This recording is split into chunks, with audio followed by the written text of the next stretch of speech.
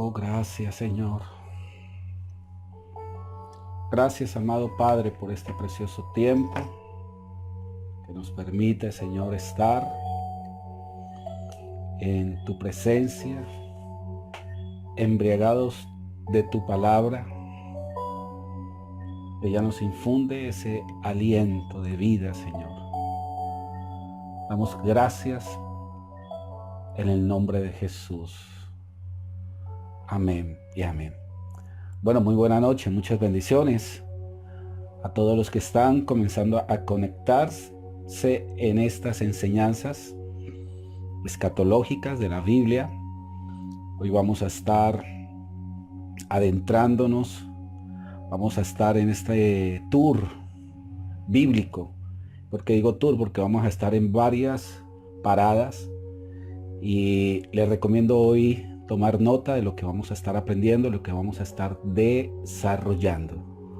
Qué alegría tan impresionante tener esta oportunidad a través de este medio, poder llegar a todos ustedes.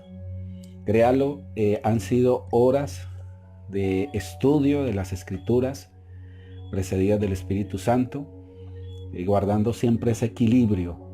La Biblia dice que Dios nos dotó de apóstoles, pastores, maestros, evangelistas y profetas con el fin de perfeccionar a los santos para la obra del ministerio. Dios nos ha dado ese ministerio de la enseñanza, de poder escudriñar lo más profundo, y que estos temas que son álgidos, son temas donde se han diversificado cantidades de doctrinas, o más bien de posiciones, podríamos decirlo de esta manera. La escatología es muy amplia, pero qué bueno nosotros saber que la Biblia nos depura, la Biblia nos guía, la Biblia nos orienta, se convierte en esa brújula para así poder nosotros entender estas temáticas tan profundas. Hoy vamos a estar tratando la ley de la corrupción. Ley de la corrupción. Por eso es una temática bastante profunda. Creo que hoy vamos a entender muchas cosas. Y quiero basarme en la segunda epístola que Pablo le hace a Timoteo, uno de sus discípulos, diciendo aquí específicamente, en el capítulo 3, en el verso 1, también debes saber esto, que en los postreros días vendrán tiempos peligrosos. Postreros días. Cuando usted vea la frase, el día del Señor, la ira de Jehová, postreros días, está hablando de tiempos finales. Dice que vendrán tiempos peligrosos, porque habrá hombres amadores de sí mismo, ávaros, vanagloriosos, soberbios, blasfemos, desobedientes a los padres, ingratos, impíos, sin afecto natural, implacables, calumniadores, interperantes, crueles, aborrecedores de lo bueno, traidores, impetuosos, infatuados, amadores de los deleites más que de Dios, que tendrán apariencia de piedad, pero negarán la eficacia de ella. A estos evita, porque estos son los que se meten en las casas y llevan cautiva a las mujercillas. Aquí habla específicamente cómo va a ser el carácter del hombre en los últimos tiempos, cómo va a ser su característica. Y todo por la ley de la corrupción. Si contamos las características del hombre en los postreros tiempos, nos están hablando de estos tiempos. Hay 18 características negativas. Si tú haces todo un listado que hemos nombrado aquí, vas a encontrar 18 características negativas. Características que se han ido se han ido acentuando a través de los tiempos. Vuelvo y lo repito. La primera característica es la avaricia. La segunda característica negativa es que el ser humano será vanaglorioso. Muchos serán soberbios, blasfemos, desobedientes a los padres. Eso sí que se está viendo hoy. Ingratos, impíos. Después dice, sin afecto fraternal. ¿Qué significa esa frase? Sin afecto fraternal. Que muchos dejarán su esencia de mamá, muchas personas dejarán la esencia de papá, es decir, no se colocarán en el rol paterno ni en el rol materno. Muchas madres, entre comillas, dejarán a sus hijos tirados, dejarán esa esencia. Por eso aquí sin afecto natural. Por eso usted ve mujeres que por irse a divertir dejan a sus niños pequeños encerrados, y ya hemos visto casos terribles, mientras que la madre anda bailando, haciendo fechorías, sus hijos pequeños encerrados. Eso significa sin afecto natural. Implacables, inamovibles, es decir, obstinados. Calumniadores, interperantes, es decir, que es una apariencia cruel. Crueles, aborrecedores de lo bueno. Traidores, impetuosos, inflactuados, amadores de los deleites más que de las cosas de Dios. Para ver estas características negativas, tenemos que entender algo. En el libro de Génesis, capítulo 3, libro de Génesis, capítulo 3, verso 15.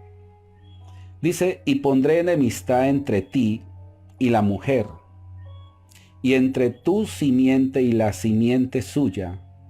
Ésta te herirá en la cabeza y tú le herirás en el carcayar. ¿Cuántas veces usted ha estudiado este texto bíblico? La pregunta es la siguiente. ¿Alguna vez usted se ha dado a la tarea de estudiarlo profundamente? Porque de este versículo se va a desprender todo un desarrollo de lo que va a ser la humanidad futura. Vamos a explicarlo. Por eso es necesario tomar lápiz y papel, para que usted pueda entender la magnitud de revelación que hay en este versículo. Cuando vemos aquí Dios confrontando al hombre, confrontando a la serpiente, sabemos que esa serpiente, allí estaba confinado Satanás en esa serpiente, y dice, pondré enemistad entre ti y la mujer. Le está hablando a Satanás. Pero me llama la atención la siguiente expresión. Pondré enemistad entre tu simiente y la simiente suya. Van a haber dos simientes. Aprendamos algo, por favor. Esto nunca se le vaya a usted olvidar. La Biblia habla de dos simientes. Esas dos simientes es la que vamos a estar desarrollando en estos minutos. Sigamos leyendo. Aquí en el libro de Génesis 3:15. Esta te herirá en la cabeza y tú le herirás en el calcañar. Cuando habla específicamente, tú le herirás en la cabeza, o sea, la simiente de la mujer herirá con un golpe mortal en la cabeza a la serpiente, haciendo referencia de la crucifixión, porque aquí patéticamente está hablando del Señor Jesucristo como la simiente, que habla por allá el libro de Gálatas, dice que la simiente es Cristo. Y la simiente tuya, le dices a la serpiente, te herirás a esta serpiente, a la simiente de la mujer en el calcañar o en el talón, hablando de la crucifixión. Se lo voy a resumir. Aquí lo que está queriendo decir es que Satanás tocará a Jesús en la muerte de cruz. cuando Jesús toma el pecado de la humanidad, Satanás se aprovecha de eso y trae el espíritu de muerte tomándolo. Para él en ese instante era una victoria. Lo que él no sabía es que Jesús tenía que morir con un propósito, no porque haya pecado, sino porque tomó el pecado, y al ser juzgado y el pecado ser castigado y ser entregado, Jesús vuelve a tomar su originalidad de santidad, y la muerte no puede resistir la santidad de Jesús, a tal punto que la muerte tiene que expulsar a Jesús a la vida, y es allí donde le da el golpe certero a la serpiente en la cabeza. Se lo voy a decir de esta manera. La resurrección fue el golpe certero en la cabeza a Satanás. Qué grandioso esto. Ahora, aquí habla de que van a existir dos simientes. La simiente del diablo y la simiente de Jesús. ¿A cuál queremos pertenecer? Cuando leemos la primera carta del apóstol Pedro, vaya por favor a la carta del apóstol Pedro, vamos a encontrar esta gema, esta premisa tan impresionante. En el capítulo 1, verso 23, siendo renacidos, no dice siendo nacidos, dice siendo renacido, no de simiente corruptible, sino de simiente incorruptible por la palabra de Dios que vive y permanece para siempre. Aquí vuelve y juega algo importantísimo. Lo que vamos a ver aquí es que existen dos simientes, la simiente corruptible y la simiente incorruptible. El apóstol Pedro dice siendo renacidos. ¿Por qué no dice siendo nacidos, sino renacidos? Porque cuando Dios nos dio esa vida en el Edén, o cuando Dios puso al hombre, lo dio con una vida original eterna. Al hombre, esa generación al caer en pecado, muere. Lo que hace Dios es que a través de Jesucristo, aquel que va a recibir a Jesús, vuelve a renacer, no a nacer, sino a renacer. Y después dice, no de simiente corruptible. Es decir, que en el ser humano, en el hombre, opera internamente una ley que se llama la ley del pecado para muerte o la ley de la corrupción. Podría atreverme a decir lo siguiente. El pecado es una semilla incrustada en nuestro ADN.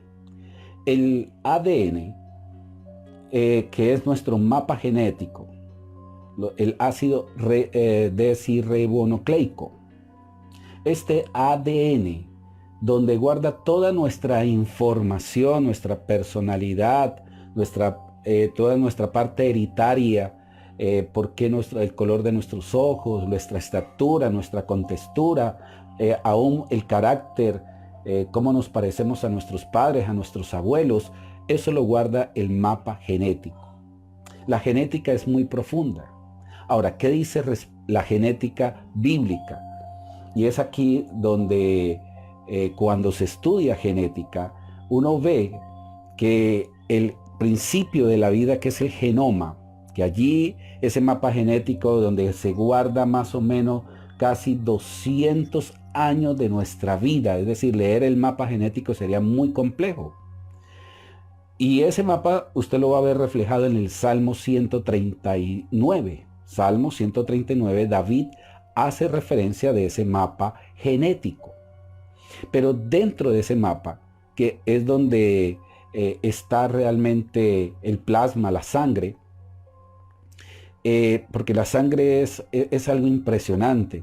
Es decir, que el pecado, yo podría decir que el pecado fluye en todo nuestro sistema sanguíneo, específicamente en este lugar. Ahora usted podrá preguntarme y decirme, pastor, pero ¿dónde está eso en la Biblia? Ahora, no hay un versículo que lo especifique, que lo hable, pero podemos sacar deducciones como estas. Présteme mucha atención. Deducciones que vamos a tomar como referencia el mismo nacimiento de Jesús. Cuando Jesús viene a la tierra, en Gálatas capítulo 4, verso 4 dice que Jesús vino de mujer y vino bajo la ley.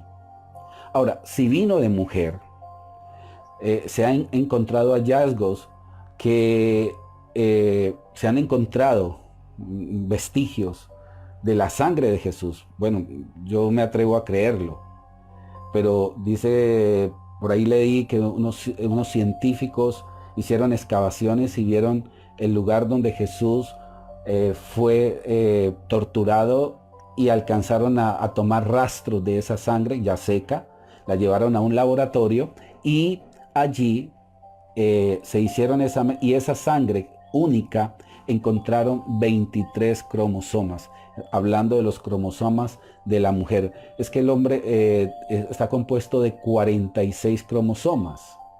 46 cromosomas, 23 que aporta el hombre, 23 que aporta la mujer. Al unirse los cromosomas, la mujer siempre aporta cromosomas X y el hombre define el sexo. Si aporta cromosomas X, pues va a salir niña. Si aporta en ese instante cromosomas Y, pues va a salir niño. Pero aquí hay algo para nosotros deducir. Si Jesús tiene los cromosomas de la mujer, de María, ¿por qué Jesús no se le heredó el pecado? Ahora, aquí se podría establecer una doctrina que es el concepto de inmaculación de María, es decir, que María no era pecadora y no le transmite pecado, pero no es así. La mujer, toda mujer, no transmite el pecado. La mujer es receptora del pecado y quien transmite el pecado es el hombre. El hombre es el que transmite el pecado a través de cuando se eyacula en los espermas, en el espermatozoide. Ese esperma lleva ese código genético de pecado. Y ese pecado no es otra cosa sino la ley de la corrupción. Por eso Jesús fue 100% Dios. El esperma de la palabra fue puesto en el óvulo de María y eso se llama unión hipostática. ¿Qué es la unión hipostática? La unión hipostática es que Jesús es 100% Dios o divino y 100% hombre. Se une lo divino con lo humano. La cruz, cuando usted ve esa cruz tiene una insignia muy profunda. El madero vertical es Jesús en relación con Dios y el palo vertical es Jesús en relación con el hombre. Fue en la cruz donde Jesús une a Dios con el hombre. ¿Y por qué lo une? Porque esa es la esencia de Jesús. Jesús es divino, pero se hizo humano. A eso se le llama la unión hipostática. Pero aquí hay algo impresionante. Es que Jesús era sin pecado en su humanidad. Fue el único humano aquí en la tierra que no fue doblegado por el pecado. La Biblia dice que Jesús vino como siervo. Se sometió íntegramente al Espíritu Santo. Jesús se despoja de la divinidad, a eso se le llama kenosis, de acuerdo al libro de Filipenses. Cuando Él se despoja de la divinidad y se hace como hombre y se tenía que someter completamente y se vio expuesto al pecado, se vio expuesto a la tentación. Es decir, el pecado lo asedió, pero nunca pecó. Ahora, al descubrir Pablo la ley del pecado, que no es otra cosa sino la ley de la corrupción, descubrió algo impresionante. Eso usted lo puede encontrar en el libro de Romanos. Ahora, ¿qué vamos a ver en el libro de Romanos capítulo 7? Usted va a ver en el capítulo 7 donde se habla del pecado que mora en mí. Pero en el capítulo 8 dice la Biblia que el pecado es ley para muerte. Ley para muerte. Esa palabra ley para muerte significa que en el hombre internamente hay algo que se llama la ley de la degradación o la ley de la corrupción. Corrupción. La palabra corrupción en el griego, en el vocablo griego es sartos, sartos. La palabra incorrupción es axartos, sartos para corrupción y axartos para incorrupción. Ahora, a mí me llama mucho la atención qué significa la palabra corrupción en el vocablo griego o bíblico. Significa primeramente que es perecedero. Segundo, que es podrido, es decir, hacia la putrefacción, desvanecimiento. Es curioso que el cuerpo, cuando uno muere, al cuarto día comienza ya el proceso de degradación y descomposición. Al cuarto día. No es al primero, ni al segundo, ni al tercero. Por eso cuando Jesús va donde Marta y María, que ya era el cuarto día, le dice, vamos y abran el sepulcro. Lo que hace Marta es decir, Señor, ¿cómo se te ocurre ya que él hiede? ¿Por qué? Porque comenzó el proceso de putrefacción. Ese proceso de putrefacción se le llama, allí es donde se le llama la corrupción del cuerpo. El cuerpo comenzó el proceso de corrupción o de descomposición. ¿Por qué se le llama corrupción? Porque poco a poco ese cuerpo inerte, se va a comenzar a podrir hasta que el cuerpo se forma en gusano y termina en nada. Por eso dice la Biblia que polvo eres y a polvo volverás. Vamos a llevar esto que he acabado de explicar, algo muy significativo. Es que el proceso de corrupción se va haciendo más acentuado, más evidente a través del tiempo. Cada vez que va pasando el tiempo, la sociedad es más corrompida. Aquí viene otro ejemplo de la ley de la corrupción.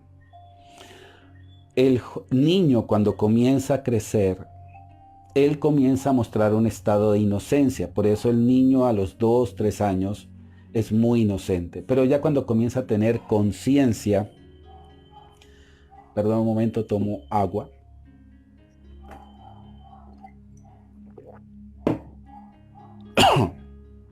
Perdón. Cuando comienza a tener conciencia, algo interno comienza a despertarse. Cuando se le da inicio por primera vez al alcohol, a los vicios del cigarrillo, de la droga, a las adicciones, esa carne comienza a habituarse a ese ciclo vicioso. Igual cuando la persona comienza a maquinar pensamientos diabólicos, malos, ese niño ya deja de ser bueno y cada vez que va creciendo, la ley de la corrupción se hace más evidente. En otras palabras, yo podría decir lo siguiente. El hombre cuando va creciendo más se aleja de Dios. Continuamente se aleja. ¿Por qué? Porque se le comienza a dar lugar a alimentar la carne y eso hace de que el vacío existencial sea mucho más profundo. Se ha descubierto que la mayoría de casos de violaciones, son de hombres de edad avanzada, más que de casos de jóvenes violando. Se ha descubierto que muchas personas de edad son más adictas a la pornografía, Si bien es cierto, los jóvenes, muchos jóvenes son adictos a la pornografía, pero mucho más la gente. ¿Por qué? Porque cada vez que va creciendo, la ley de degradación o de putrefacción espiritual, recordemos que podría, es decir, comienza a tener una mente mucho más podrida, una vida más corrompida. Las maquinaciones son terribles, los pensamientos son terribles. El hombre se vuelve más obstinado cada vez que va avanzando más de tiempo. Ahora, con esta premisa, vamos a encontrar lo siguiente. Los tiempos, cuando van corriendo, es decir, cuando se pasa de un año a otro, eso significa que el hombre va a ser más pervertido. Por eso los ciclos en la Biblia de maldad son significativos. Desde la generación de Adán hasta Noé, tuvo Dios que traer juicio porque llegó al colmo de la maldad, es decir, el hombre se colmó de maldad. ¿Qué pasó en Sodoma y Gomorra? Fue tan fuerte la degradación de la corrupción que llegó a un punto donde ya no cabía más maldad y Dios tuvo que traer juicio. ¿Qué está pasando en estos tiempos? La maldad es tan terrible que usted está viendo casos, por ejemplo, en Canadá, en Nueva Jersey, Estados Unidos, Nueva York, están en el tintero leyes que van en contra de Dios. Por ejemplo, una ley, la pedofilia ya va a ser considerado como un gusto personal, es decir, se va a admitir en una persona que sea pedofílico, que le guste los niños, y eso ya se está viendo natural. Esas leyes están allí en el tintero. Leyes como la zoofilia, la necrofilia. Usted sabe qué es uno ir a desenterrar un cadáver, sacarlo y tener relaciones sexuales con ese cadáver que hiede horrible, pero que sienten placer. Vamos a hablar, hoy en día ya hay cuadros ya no de parejas, por ejemplo, del mismo sexo. En estos días vi en Medellín 3 hombres firmando un pacto matrimonial porque ya no se sacian 2, sino 3. 3 así en un núcleo familiar. Ahora, ¿a qué hemos llegado? La ley de la corrupción. La ley de la corrupción. Por eso estamos entrando al colmo, precisamente. Ni la educación, ni los colegios. En los Estados Unidos existe el home school, que es la escuela en casa, y muchos padres prefieren no mandar a sus hijos a las escuelas porque están viendo que los hijos o los centros, entre comillas, educativos se han vuelto focos de corrupción, donde el joven se pervierte. Usted está viendo cómo un joven comienza a acariciar la violencia, el islam extremo. Ya usted lo ve cogiendo después una metralla, yendo a asesinar a todo mundo. Hasta dónde hemos llegado. Ese es el colmo absoluto de la maldad. De la maldad. Todo porque hay algo que se llama la ley de la corrupción. Pero aquí viene algo interesante. Por favor, présteme mucha atención. Eso está en el hombre no convertido. Por eso esto no es cuestión de religión. Usted puede ser un religioso y siguiendo con la ley de corrupción. Y eso es lo que está pasando con muchos religiosos que viven una vida desenfrenada sexual, a escondidas, porque no han permitido que opere la ley del espíritu de vida. Cuando una persona tiene un encuentro genuino y verdadero con Jesucristo, no con una religión, con la persona de Jesús, en ese momento dice, ya cambiamos de naturaleza y hemos sido renacidos no de simiente corruptible, sino de incorruptibilidad. Y aquí viene algo impresionante. ¿Qué es la ley de la incorruptibilidad? Dice la palabra incorruptible, es la palabra griega axartos. Usted lo puede buscar en el Strong. Axartos. Se lo voy a deletrear para que si usted lo quiere, es la A, la F, la D, sartos, después, sartos. ¿Qué significa la palabra axartos? Es impresionante ese significado. La palabra axartos significa sin decaer. Número 1. 2. Significa inmortalidad. Es decir, que la ley de inmortalidad comienza a operar en el momento que una persona recibe algo que se llama el nuevo nacimiento. Por eso la escritura en 2 de Corintios 5:17 dice, si alguno está en Cristo, es una nueva criatura, las cosas viejas pasaron, Dios hace cosas nuevas. El libro de Romanos capítulo 12 verso 2 dice que fuimos transformados por medio de la renovación de nuestro entendimiento. La palabra transformación es la palabra griega metamorfo, que significa cambio de naturaleza. La naturaleza era una naturaleza corruptible y ahora comienza a operar una naturaleza incorruptible, es decir, sin decaer y de inmortalidad. Es decir, que la inmortalidad comienza a operar desde el momento en que verdaderamente se recibe a Jesucristo. Por eso Juan 3:16 es muy diciente. De tal manera amó Dios al mundo que dio a su Hijo unigénito para que todo aquel que en él crea no se pierda, mas tenga vida eterna. Hay algo que se llama la ley del Espíritu para vida. Y aquí hay algo impresionante. Mientras que la humanidad va al barranco, a la profundidad por su naturaleza, el hombre de Dios va a cambiar esa ley. Es que estamos hablando de principios o de leyes. Y las leyes son algo que usted no las puede cambiar, son inevitables, son inalterables. La ley del pecado para muerte y la ley del espíritu para vida. Y cuando dice la ley del espíritu para vida, significa que en esa persona comienza a operar la verdadera y genuina prosperidad de Dios. Es una ley. Por eso la Biblia dice de gloria en gloria, de gloria en gloria. El libro de Génesis dice claramente que cuando se come del árbol de la ciencia del bien y del mal, ciertamente morirás. En el hebreo lo dice más complejo.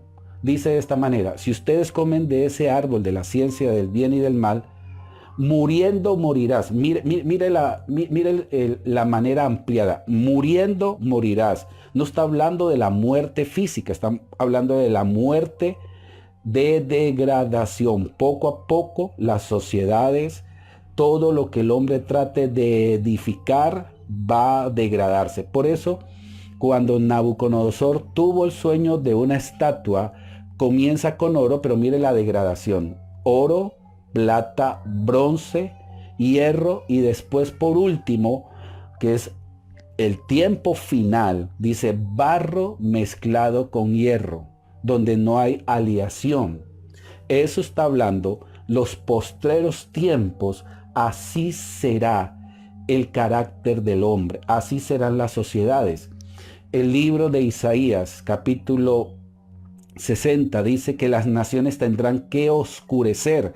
Cuando habla de que todas las naciones se oscurecerán, significa que la corrupción personal, la corrupción política, usted ve corrupción en las entidades de gobierno, en la policía, en el ejército, en lo deportivo, corrupción en todas partes, corrupción moral, corrupción en las escuelas, en los colegios, en las universidades. La pregunta es, ¿cómo ha hecho el hombre? El hombre humanamente no puede hacer nada frente a la ley de la corrupción. Estoy hablando que la ley de la corrupción es la palabra griega sartos, que significa decadencia, putrefacción. Si yo cojo un pedazo de carne inerme y lo pongo aquí en una mesa, al otro día va a comenzar a cambiar su textura, su color y su olor. Al cabo de 10 días es insoportable. Eso es la ley de la corrupción. Por eso la Biblia dice olor de vida y olor de muerte. Es decir, que Dios percibe en el campo espiritual a qué olemos. Ya dice la Biblia en Colosenses que tenemos que oler a Cristo. Grato olor, grato olor. Pero el pecado, la ley de la corrupción, lo que está haciendo es eso. Que entre más día va pasando, los días van pasando, la ley de la corrupción es evidente en las sociedades. A mí me llama la atención mucho como el libro de Génesis, capítulo 5. Libro de Génesis, capítulo 5. Usted va a verlo cuando estudiamos simiente bíblica. La simiente, estamos hablando de genética. Genética. La Biblia habla de dos simientes. Por ahí también habla en el libro de Juan 3:9. La Biblia dice hijos de Dios, hijos del diablo. Está hablando de dos simientes. La simiente de la mujer y la simiente de la serpiente. Una simiente le herirá en la cabeza y la otra le herirá en el calcañar. Siempre la simiente incorruptible está sobrellevada de victoria, de eternidad. En Génesis 5 habla de la descendencia de Adán. A mí me llama mucho la atención este Génesis capítulo 5, porque aquí claramente se habla de genética. Este es uno de los textos bíblicos más relevantes, más impresionantes. Dice, este es el libro de las generaciones de Adán. La pregunta es, ¿por qué no se comenzó a hablar de Caín y Abel? Bueno, de Abel específicamente. Recordemos que Dios establece dos hombres, Caín y Abel.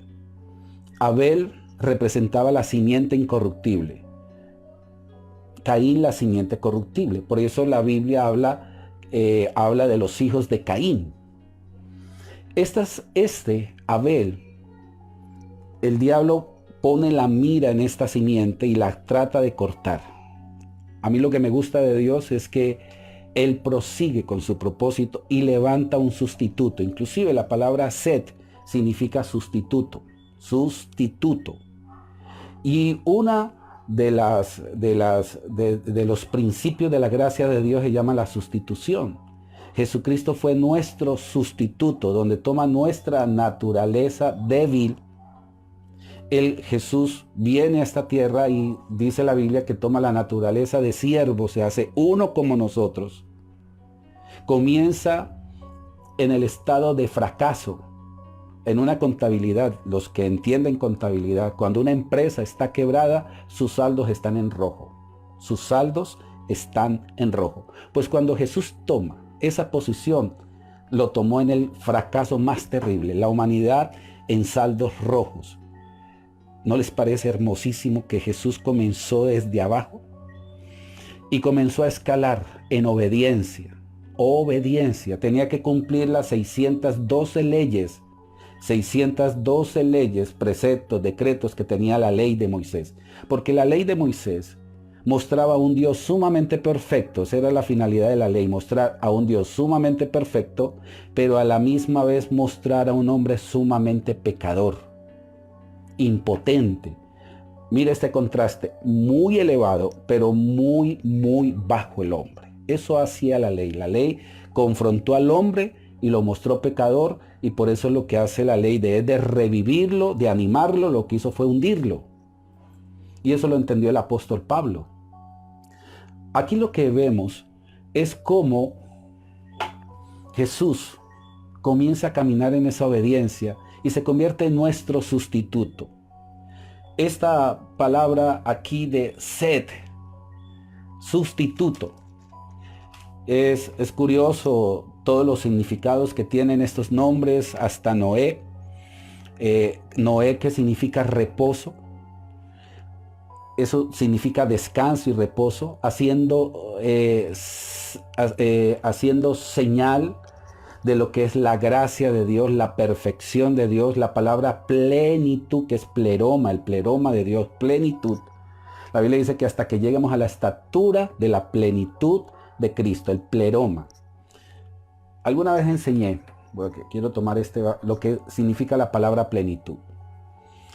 Si yo tuviera la oportunidad de tener una jarra, esta jarra representa al Espíritu Santo, y yo comienzo a derramarla aquí en este vaso. Comienza a llenarse, comienza a llenarse. Y llega un momento en que se desparrama el agua, se desborda el agua. Bueno, ese es el significado de plenitud. Si yo cojo algo aquí, liviano, y yo lo trato de meter, de involucrar aquí, llamémosle a ese otro ingrediente, lo que el hombre trata de tratar de saciar su penalidad, su vacío, pues inmediatamente, como está rebosando, lo va a lanzar, lo va a tirar. Por eso la Biblia dice que en Cristo estoy completo. Completo significa que no me hace falta nada. A mí me preguntan, pastor, ¿es pecado tomarse una copa de licor? Bueno, la Biblia dice que embriagarse es pecado. Aunque la Biblia da instrucciones de no mirar el vino ni su textura. Todo me es lícito, pero no todo me conviene. Y yo le digo, bueno, yo no encuentro un versículo específico que diga que es pecado tomarse una copa de licor. Y después me salen con la otra pregunta y me dicen, ¿por qué usted no se toma una? ¿Y sabe qué le respondo? No lo hago porque no tengo necesidad. Cuando uno comienza a tener una vida rebosante en Dios, todo esto que trata de llenar una vida es innecesario. Esa es la palabra plenitud y Noé representaba eso. Hay algo curioso, es que son 14 generaciones, desde Adán hasta Noé. Y estas 14 generaciones, hay uno en la mitad que se llama Enoc. Y la Biblia dice que Enoc fue traspuesto porque obedeció. Y si usted va a ver, desde Adán hasta Enoc son 7. Habla de plenitud. Y dice que caminó con Dios y ahí está como la representación simbólica que cuando comience la iglesia a entrar en la plenitud con Dios, es allí donde la iglesia va a ser quitada, donde va a ser arrancada y llevada. La iglesia tiene que entrar en la plenitud, en el pleroma.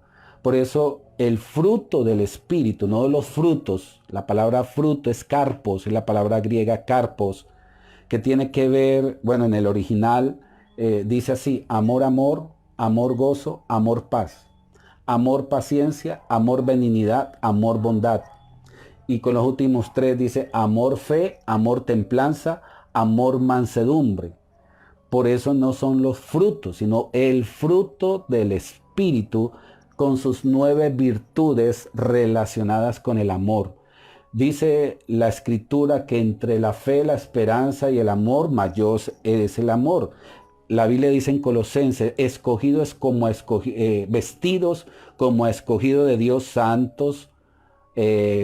Bueno, hay unos santos, humildes, pero sobre todo vístasen con el vínculo perfecto que es el amor. El amor. Hay algo especial. ¿Cómo vemos la simiente aquí, en este capítulo 5? La palabra Adán significa hombre. La palabra Set significa el sustituto. La palabra Enos,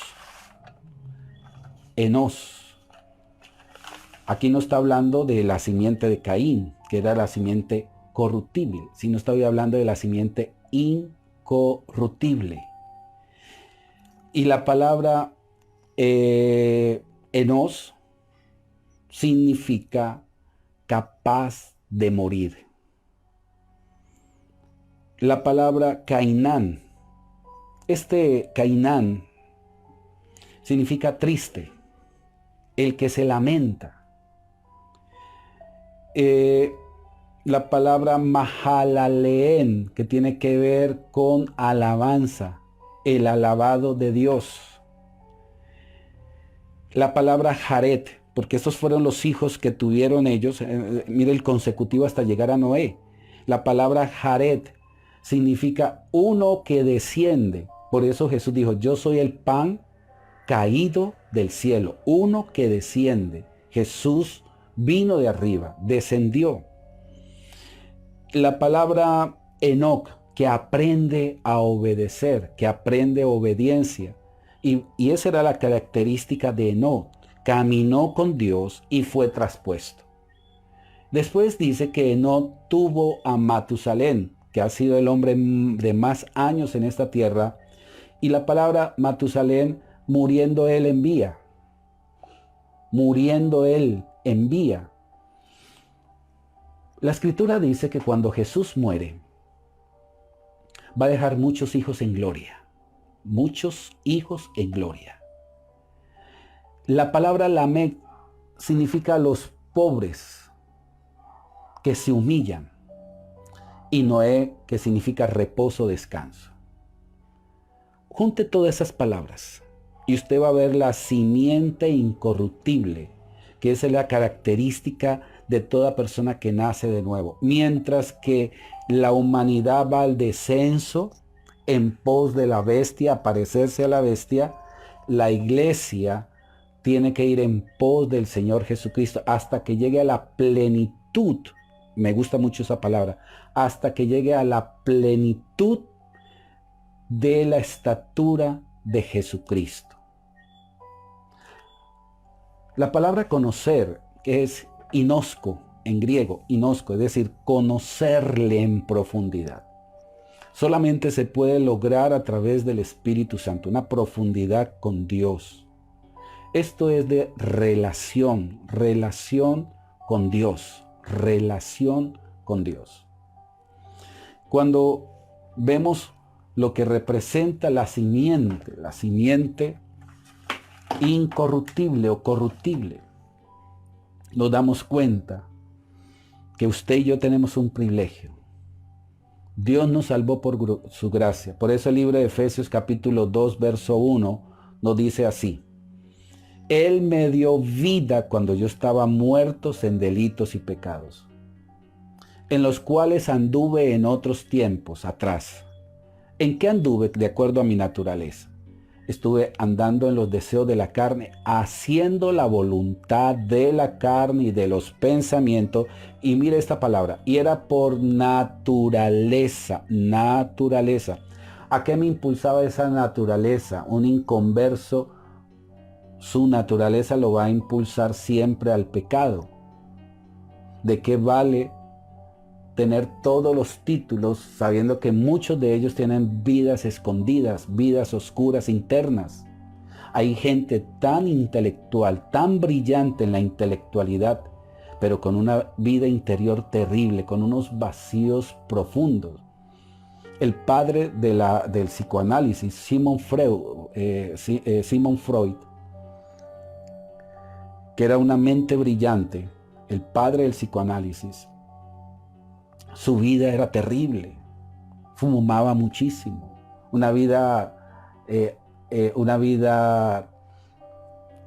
oscura, no hablaba con nadie, ni él mismo se comprendía. Estuve leyendo en estos días toda una biografía de Sigmund Freud y era totalmente hacía contrario a lo que él hablaba. ¿Sabe por qué? Porque en el corazón uno no gobierna. Quien debe de gobernar es el Espíritu Santo. Y es allí que cuando Dios toma posesión de usted y toma posesión de mí, comienza esa ley de la incorruptibilidad. Por eso la Biblia dice, el fruto del Espíritu, amor, gozo, paz, paciencia, todo lo que hemos nombrado, comienza a operar de una manera especial. A mí me llama la atención cómo a esta simiente incorruptible Dios los sella. La Biblia dice, fueron sellados por el Espíritu para el día de la redención. Y le habla ese sello garantía, una prenda de garantía.